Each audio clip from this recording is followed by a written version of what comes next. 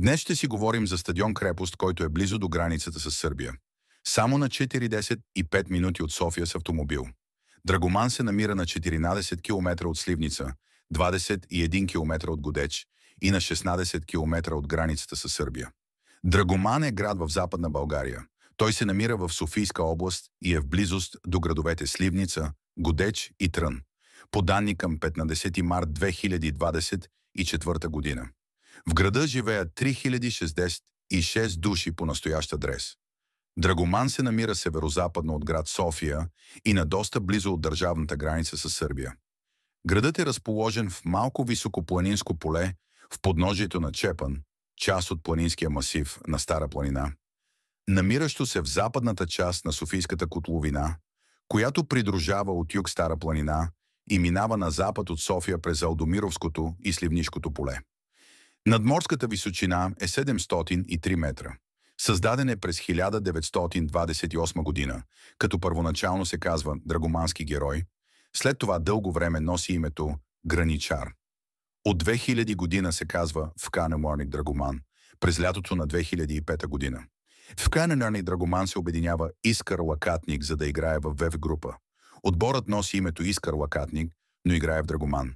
Преди началото на сезон 2006-2007 година ФК Аркан Драгоман изхвърля фалшивото си наименование Искър Лакатник и вече е с името на града, където провежда срещите си. Играе домакинските си мачове на стадион Граничар в град Драгоман, който е реновиран през 2018 година. Играе в Купата на България на два пъти. -1/30 и втора финали през сезоните 2000, 2001 и 2002. Три пъти е първенец в областна западна група на Софийска област.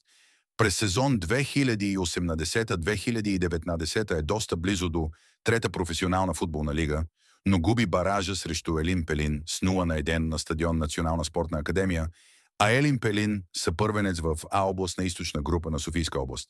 След края на сезон 2021-2022 футболният клуб няма да играе в първенството и в продължение на 2 години няма отбор.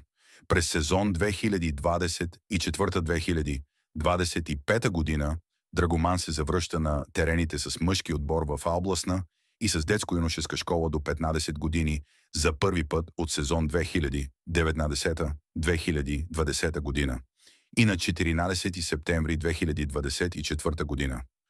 Футболният отбор изигра 2 мача срещу Правец, мъжете спечелиха с 3-2, а децата загубиха с 0-11, но беше като спортен празник за града.